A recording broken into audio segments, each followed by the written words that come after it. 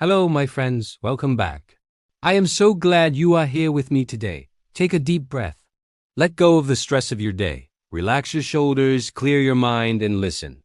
Are you ready for a story? Today, we are going to look at something very small. Something you might be wearing on your hand right now, or something you have seen in the windows of expensive shops. I want you to imagine a small box. It is covered in soft, dark velvet. You open the box carefully. Inside, resting on a little white pillow, is a ring, and on that ring is a bright, clear stone. It catches the light and throws tiny rainbows across the room. It sparkles. It is a diamond. When we look at this sparkling stone today, what do we see? We see a symbol of eternal love. We see romance. We see wealth and success. We are told that a diamond is the ultimate gift. If you love someone, you give them a diamond. But have you ever stopped to ask why? Why is this clear little rock so important? Why does it cost so much money? Is this stone truly magical, or is its value an illusion? Is it a trick of the mind? Today, we are going to travel deep underground. We will walk across ancient trade routes. We will look into the minds of clever and sometimes ruthless businessmen. We will step into the shadows of history to uncover the true story of the diamond. It is a story of science, of kings, of greed, and of the greatest marketing trick ever played on the human race. Let us begin our journey. To understand the diamond, we must go back. We must go far, far back in time, long before there were kings or queens, long before there were people or even dinosaurs. We are traveling back billions of years. Imagine we are hundreds of miles deep inside the earth. It is completely dark. It is hotter than you can possibly imagine. The heat is like a terrible fire. And there is pressure. Heavy, crushing pressure from the millions of tons of rock above. Down here in the dark, there is an element called carbon. Carbon is very common. In fact, you have carbon inside your own body. The soft, dark lead inside your writing pencil is also made of carbon. But deep inside the earth, under that incredible heat and crushing pressure, the carbon changes. It is squeezed so hard that its atoms lock tightly together. It becomes the hardest natural substance on our planet. It becomes a diamond. So, a diamond is born in violent darkness. But how did it come to the surface? Millions of years later, deep volcanoes exploded, pushing these hard rocks up toward the light. For a very long time, these stones stayed hidden in the dirt. The first humans to find them lived in ancient India thousands of years ago. People would find these hard rocks near the rivers. But my friends, you must understand something very important. These early diamonds did not sparkle. They did not catch the light. They looked like pieces of dull, cloudy glass. But the ancient people of India noticed something special. They noticed that these stones were incredibly hard. Nothing could break them. Because they were so strong, people believed they had magical powers. They believed these stones were talismans. A talisman is an object that is thought to have magic powers and bring good luck. Warriors would wear these unpolished diamonds into battle. They thought the hard stone would protect them from swords and arrows. They believed the stones could cure sickness and keep away evil spirits. At this time, the diamond was not a symbol of romantic love. It was a symbol of strength, survival, and ancient magic. Time moved forward. The world began to connect. Traders traveled long distances, carrying spices, silk, and precious stones. This long journey between the East and the West was called the Silk Road. Slowly, the diamonds of India traveled along the Silk Road and arrived in Europe. When they arrived, a major shift happened. For centuries, the diamond was just a hard, rough rock. But human beings are curious. We like to change things. Craftsmen in Europe began to experiment. They discovered that if you use diamond dust, you can actually cut and polish another diamond. This was a revolution. They learned the art of the cut. They carefully cut flat sides, called facets, into the stone. Suddenly, the dull rock changed.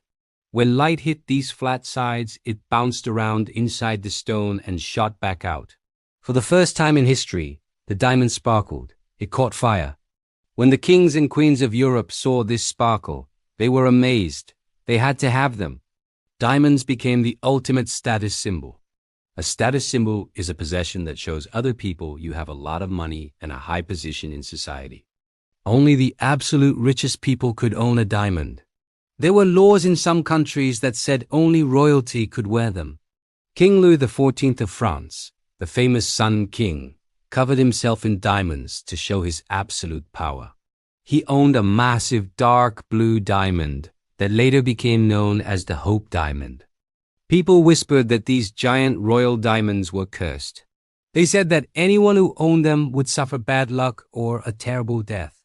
These stories only made the diamonds more famous and more desired. The diamond was a stone for crowns, for kings, and for queens. It was rare and it was royal. For hundreds of years, diamonds were very hard to find. They were rare. Because they were rare, they were very expensive.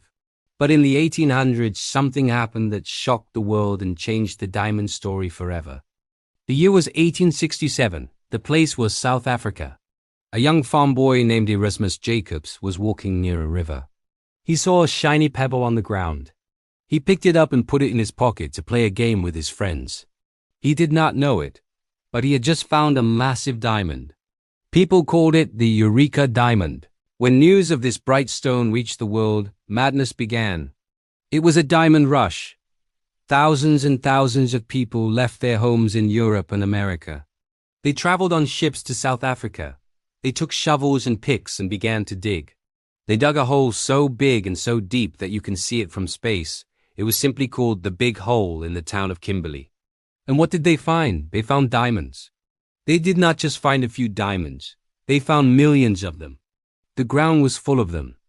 Now we must talk about a very important idea in economics. We must talk about scarcity and abundance. Scarcity means there's very little of something. When something is scarce, it is valuable. Abundance means there is a lot of something. The word plentiful means the same thing. Suddenly, diamonds were plentiful. There were too many of them. The wealthy businessmen who sold diamonds were terrified. They realized a simple truth. If everyone has a diamond, then a diamond is not special anymore. If a stone is everywhere, its price will drop to zero. The kings and queens would not want them. The magical illusion was going to break. The diamond was going to become just another cheap rock. Something had to be done to save the diamond. Into this chaos stepped a British businessman named Cecil Rhodes. Rhodes was a very clever and very ruthless man. He looked at the thousands of people digging in South Africa, and he saw a problem, but he also saw a solution. Rhodes understood that if thousands of different people were finding and selling diamonds, the price would always go down. To keep the price high, only one person could be in charge. Let us learn the word monopoly. A monopoly is when one person or one single company controls everything in a business. Imagine a town with only one bakery. If you want to buy bread, you must go to that one bakery. Because there are no other bakeries, that owner can charge any price they want. You have no other choice. Cecil Rhodes wanted a monopoly on diamonds. He began to buy the land.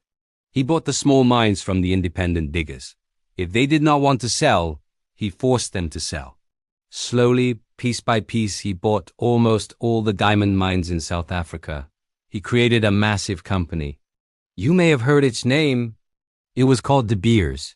De Beers created a cartel. A cartel is a group that works together to control the supply of a product. De Beers gathered all the diamonds coming out of the ground. But they did not sell them all. No, that would ruin the price. Instead, they built massive secret vaults, large rooms with heavy metal doors. They locked millions and millions of diamonds inside these dark vaults. They hid them away from the world. By locking the diamonds away, De Beers created artificial scarcity. Artificial means fake or made by humans. The diamonds were not truly rare anymore.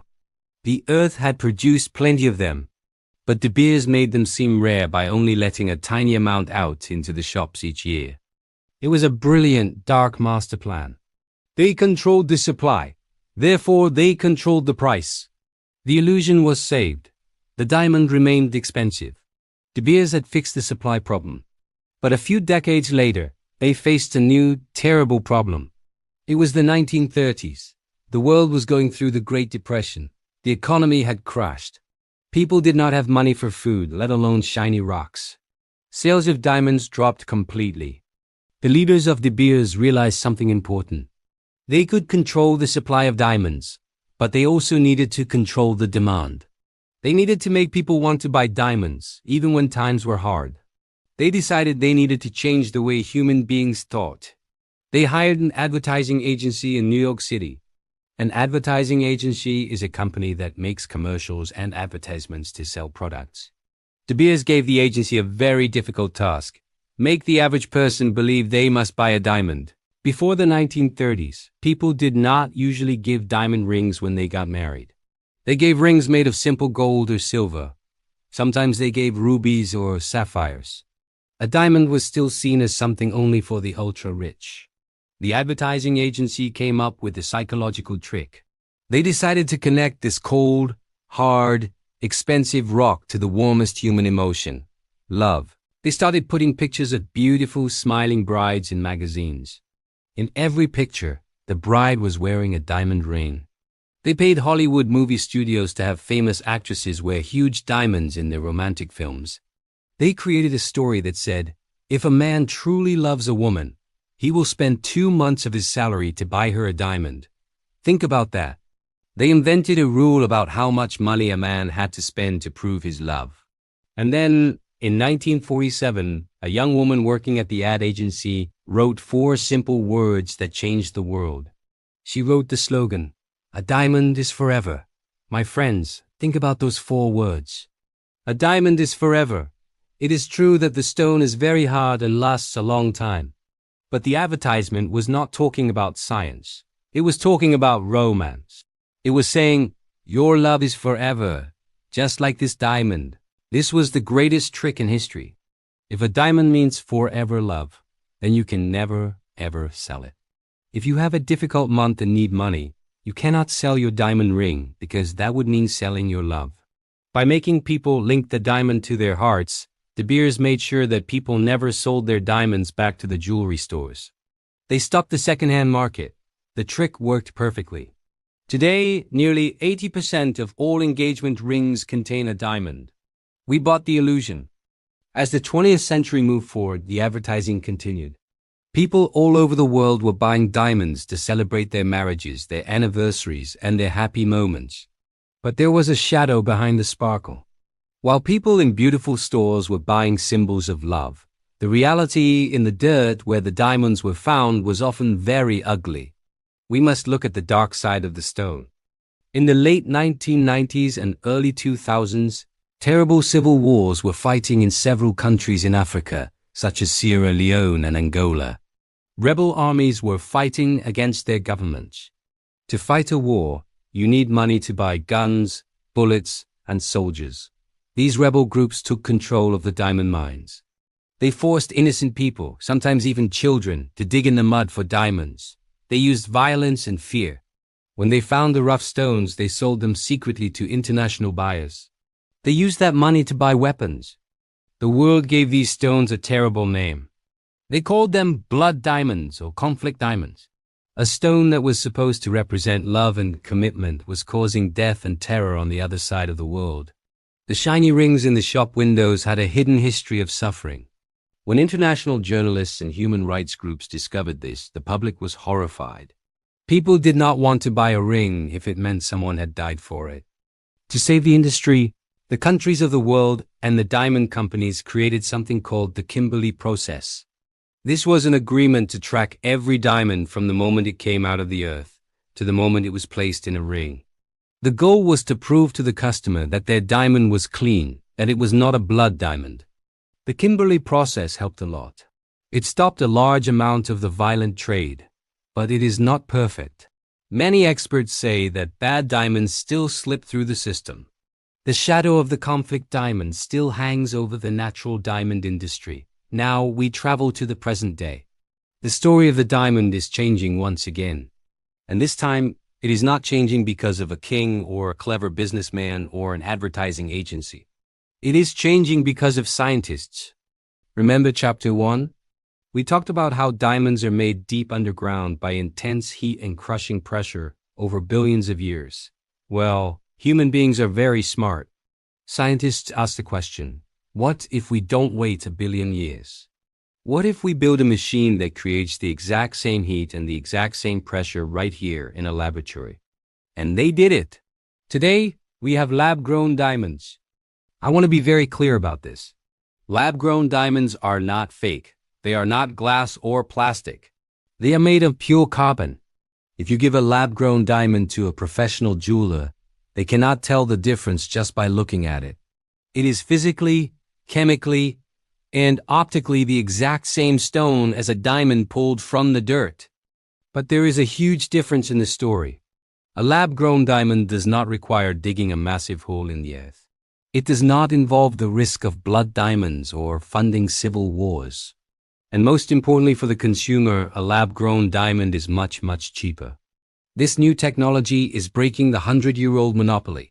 De Beers cannot control the supply of diamonds if scientists can simply grow them in a machine in a few weeks. Young people today are looking at the diamond differently.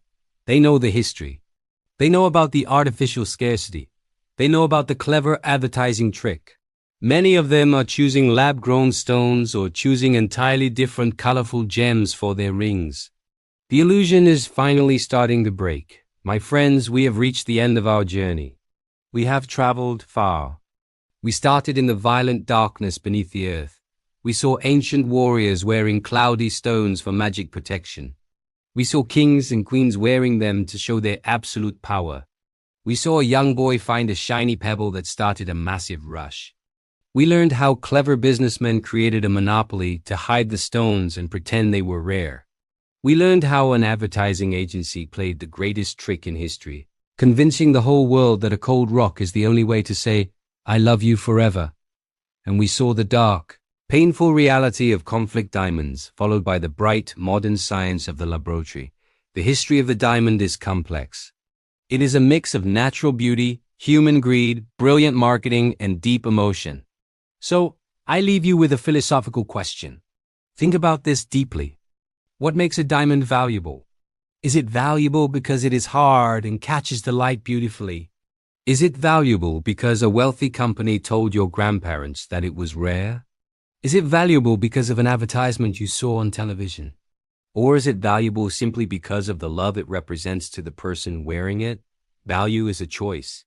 It is a story we agree to believe. The next time you walk past a jewelry store, or the next time you see a diamond sparkle on someone's hand, you will not just see a pretty rock. You will see the deep, surprising, and sometimes dark history hidden inside its light. You know the truth now. Thank you for listening, my friends. Keep questioning the world around you. Keep looking for the truth behind the illusions. Would you like me to generate a vocabulary quiz or a set of listening comprehension questions based on this script to help your students practice their English?